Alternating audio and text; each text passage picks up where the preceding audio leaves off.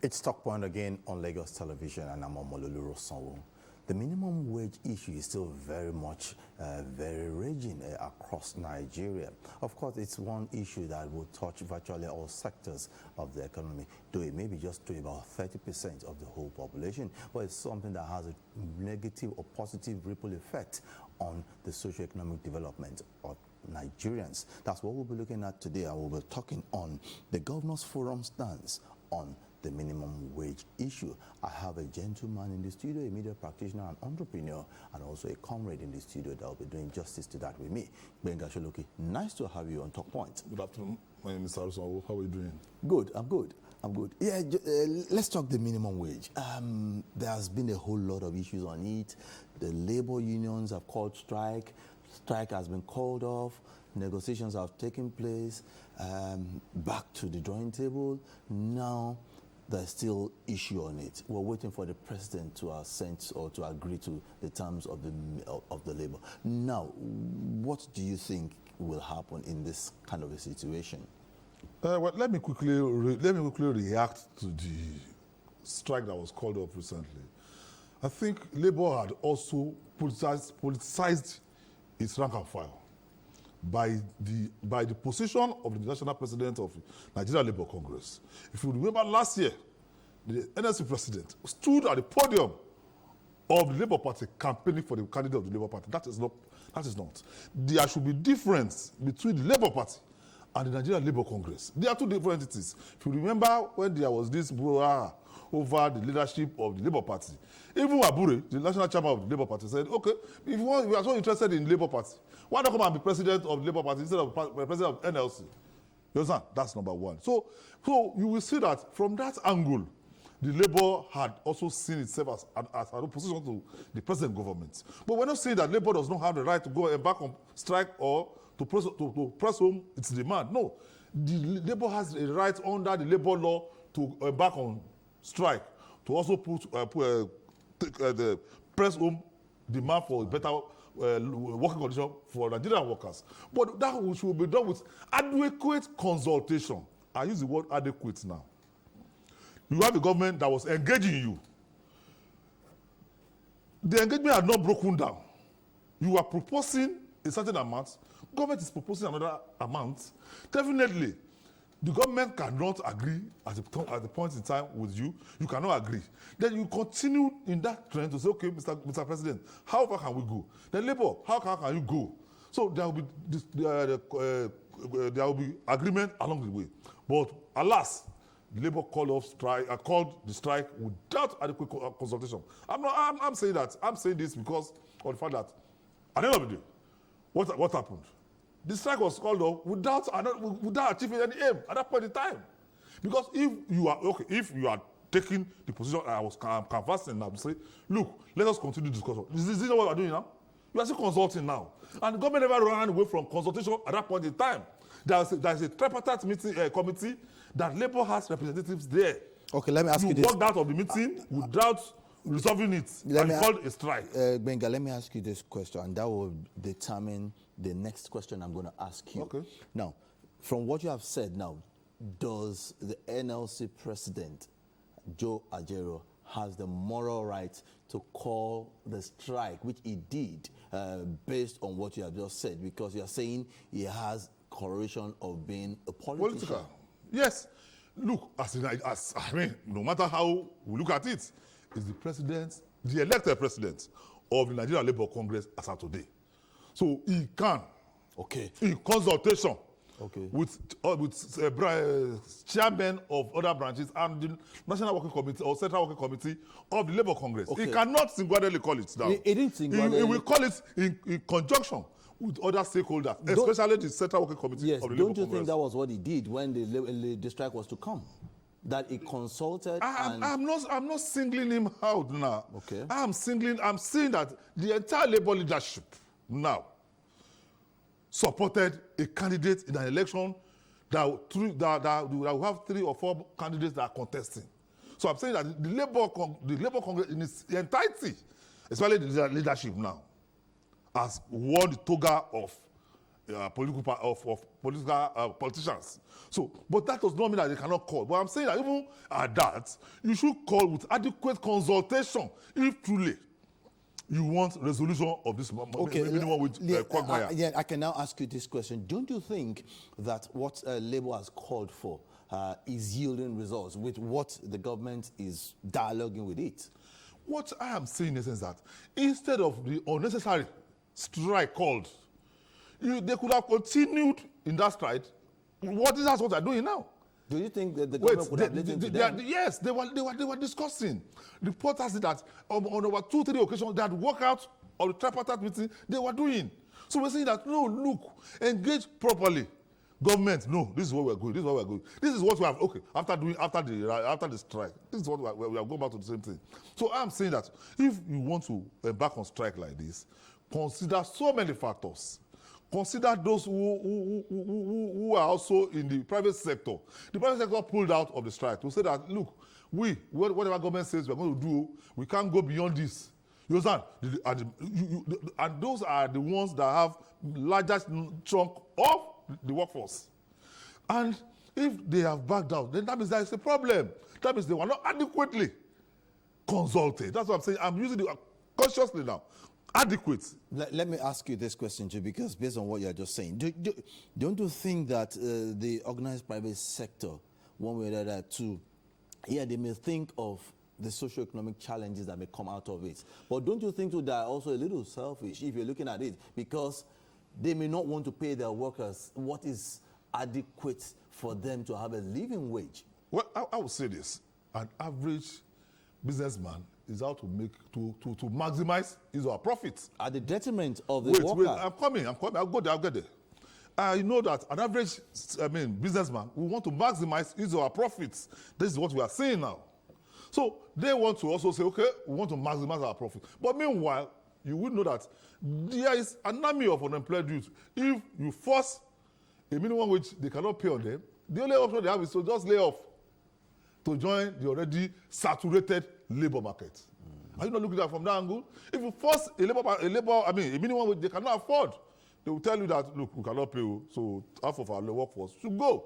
Okay, is that not compounding the problem? Yes. That's why I'm saying that there should be adequate consultation. Okay. If you consult them well, they'll say, okay, this is what we can pay. So let's even leave the organized private sector. Look, how many states are paying 30,000 naira now as minimum wage? There are states that are not paying. Even the Labour Party state of Abia State, they are not paying 30,000 naira now. So what have we done there?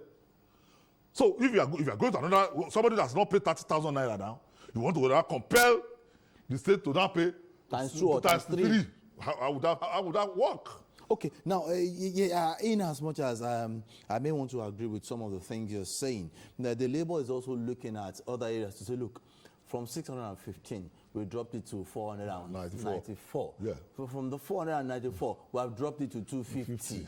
Now, with that 250, government should be able to still look at it and pay based on the socio-economic realities on ground as of today. Okay, well, Labour is looking at that from that angle. Can we just know what is the population of Labour in Nigeria? According to the Minister of Information, said 1.2 million. Well, we have over 200 million Nigerians. If the entire budgetary allocation will be used to settle Labour, what happens to infrastructure development? What happens to health? What happens to agri? What happens to environmental degradation? No. Even if you have that, if you have 250,000 naira, governments, like I said, how many states can pay 30,000 naira? They now say 250,000 naira. Okay, let's say government accede to that request. Do you know what it takes to pay that? Do you know how many states that will not be able to pay? Even as well today, so many states are not embarking on infrastructure development. Now look at the wage bill tripling now. So you know what will happen in our states? So we are saying that as a person, I would have preferred a Labour Party that will come out and say, okay, Mr. President, this is the way forward for this country. You understand? This is the way we can go. This is the strategy to deploy. It is not just about a minimum wage. It's not about your selfish interests. It's about the collective interest of Nigerians if you are leading the Labour. Because you are leading all of us, even those who are not employed. So you should have the interest of even other who are not even on your radar. You must have our interest at that if you must make progress. Because even if you collect 490,000 naira today, there will be hyperinflation because the goods at the market will be fewer with so much money chasing them. So you will see that there will be hyperinflation. So it is not just about minimum every time. It's about setting the standard for Nigeria to progress. It's about setting a benchmark to say, okay, Mr. President, we as Labour Union, we have panacea to the myriad of problems confronting Nigeria. Look, Labour is talking about, do you know the units of electricity has dropped? Do you know the increments that we are witnessing? What is happening in the banking sector that they just remove money anyhow? We're not talking about that one. Labour is not talking about the interests of an average Nigerian. Labour is not addressing. We're not addressing. Look, now we are just relying on one. We are running a monolithic economy, just ordinary oil. We should think outside the box. Our governors should also up their games, because at this point in time, yes, we are in a precarious situation, and we must find a way out of it if Nigeria must progress. So Labour should lead the force to say, okay, Mr. President, if we want to move forward, these are our own ideas. Labour can even call maybe a sit-out or maybe a symposium where issues like this will be thrown open. Call the Minister of Labour, call the Minister of Budget and Planning, call the Minister of Finance, say, okay, this is what we have, that if we can progress this nation, yeah, let us lay it bare and let us discuss it. Okay, now, because there must be a way out of this quagmire. Yeah, comrade, I understand your passion for it so that Nigerians can get better. But I also need to let you know that just like you are posited, that the Nigerian Governors Forum are not, the signals are there that the 70,000, if it goes beyond 70,000, they may not be able to pay this amount. And if you're looking at this, won't this also affect? Because you have said that let's put it at 30% of the population will collect that 70,000. But what of the remaining people? What will happen? So I think the governors have also made it clear, and they want to pay. To say that we cannot pay if it's beyond this amount. It shows one thing, that our leaders are not thinking outside the box, in the sense that have you really done your mathematics? Even if you are going to do that, why must Lagos and a state like Osun pay the same amount? It's not going to work. Or a state like Zamfara pay the same with Lagos? No. Or Kebbi? No. Bayelsa, Rivers cannot pay the same thing as Sokoto. No. So what I expected the forum to have done was to say, okay, classify us into A, B, C states. This one can pay this amount. This one can pay this one. This one can pay that. Don't you? If you say this, won't that create another division in the country? See, we must come to reality with one thing. This is not this cute federalism we are running cannot take us anywhere. There is no guarantee of prosperity the way we are running Nigeria in a skilled form. We cannot run at the same pace. So indirectly what you are saying? We are saying advocating a restructuring federal structure, okay, so that everybody will work at its own pace. Okay, like I'm always saying this. I'm always making this analogy. Like in Lagos now, there are bars everywhere, open bars everywhere. They sell, they drink. Even at 7 a.m. in the morning, some people are drunk. In Zamfara, you cannot drink. Then you will take VAT from those drinks and share it to the Zamfara. That is injustice. So every state must develop at its own pace, not just that we must, if we want to go to the toilet, all of us must go at a time. No. If we must move, we have the same parents, but we will give our parents what we can afford. You understand? So we can say, okay, category A is Lagos, Rivers, and this, and this, and this, and that. B, this is and that. Because if you say Lagos will pay 70,000, I am so convinced with financial engineering, or financial engineers we have in Lagos will pay. I know some states like Rivers will pay. But what about others? Where do we want to put those staff? But we're saying that if our governors are creative, they should have come up with another novel idea to ensure that the workers don't just suffer endlessly. Let me ask you this question. Do you think that the strike will go on during the week? Because as I speak with you, labor leaders are at the International Labor Organization conference in Geneva. Yeah. So who will call any strike at any point in time if, for instance, there is no agreement with the government and labor? There's no vacuum, I want to say. Communication has made it easier. The Labour president can call strike anywhere he is. And you think people will agree that he is in Geneva? Look, it is not about him. I'm saying that the leadership of Labour. But one thing I want us to get clear is this: you cannot call any strike to continue if there is no quorum. Most of them are not in Nigeria. Some of them are there, some of them are here. Where are they going to form that quorum? Are they going to go to form the quorum in Nigeria before calling the strike? My own take is not even that. Even if we call strike, have you done extensive consultation? The state chapters must be carried along. You have called one, you have called it off on your own. Call state chapters and say, we want to go on strike. I saw a video on that Monday when offices in Lagos State were being forcefully locked. The labor law allows people to also disagree with you. It's a fundamental right of mine. You cannot impede me from moving. For coming to lock offices, it's uncalled for. You understand? You cannot force it. If truly you have a genuine cause, workers will not down tool. Workers will not continue to work while you order that they should down tool. You understand? So, but that's what I'm saying. And if you call a strike now, you are going to send a wrong signal to the Muslims who are going to celebrate in a few days' time. Do you know that Nigeria is seriously divided along religious and ethnic lines? And if you remember, during the strike last week, Murik, the Muslim right concern, issued a statement to say that, look, the plan of the NLC is to make sure that they don't celebrate the Eid al-Kabir in a good way. So calling it few days to will send wrong signal.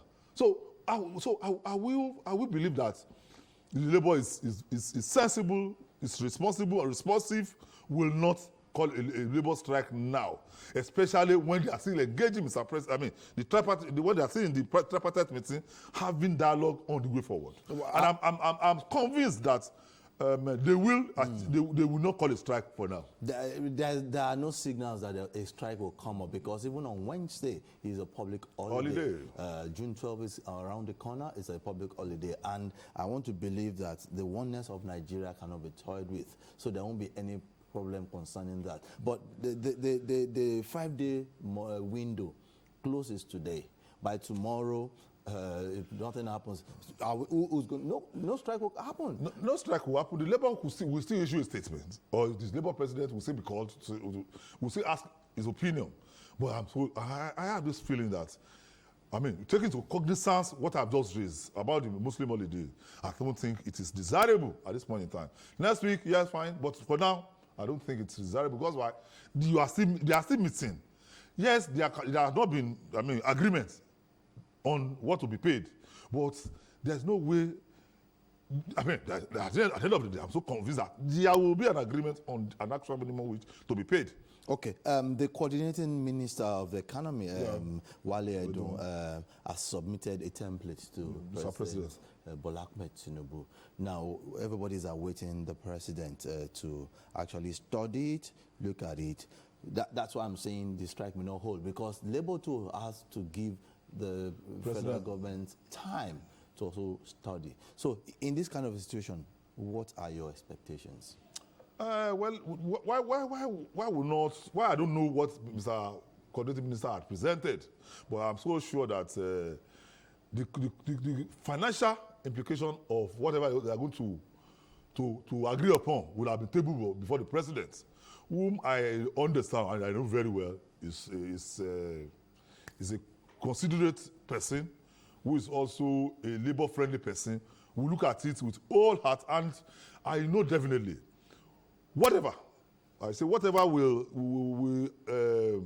will prevent him from paying, will have gotten them sorted out before a formal announcement will be made. And I'm sure that a reasonable amount will be agreed upon at the end of the day. And Labour should also show magnanimity by also accepting, no matter how small the increment may be, because we have gotten, I think we have gotten to 62 now or 70 now. No matter what, Labour should be magnanimous to accept it, because, like I mentioned, there are other sectors that should be considered at this point in time. You should look at, the organized private sector.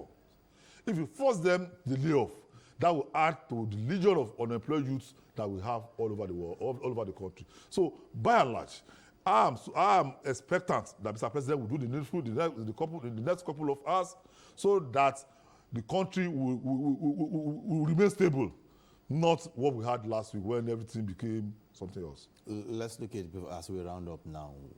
What if there is no agreement yet between, if the president presents something and Labour does not seem to accept or agree with it, what will happen? Definitely there will be a strike. But for how long? Yes, that's what I'm going. If how the strike long continues, are how we going to go? long are we going to go? Look, Nigerians are so impatient, and you should know that majority of Nigerians are artisans who make their daily living, who make their living daily. So definitely, the Labour action will become so unpopular to the extent that even genuine comrades or genuine workers will also break it, because even those who work in offices even engage in some form of buy and selling. You understand? So at the end of the day, the strike will not be meaningful. So that's why I'm appealing to Labour that, look, at this point in time, as my comrades, let us even be reasonable. Let us accept whatever government is offering. Let's hold that, because the country, as it is today, it has a fragile economy. If you look at what the International Monetary Fund is saying, or our naira is saying in the market, you know that we are. It's a very terrible situation that we are in. So we should not compound the problem that we have as of now. So Labour should ensure that whatever they are going to negotiate, we negotiate one thing, that those who are going to pay.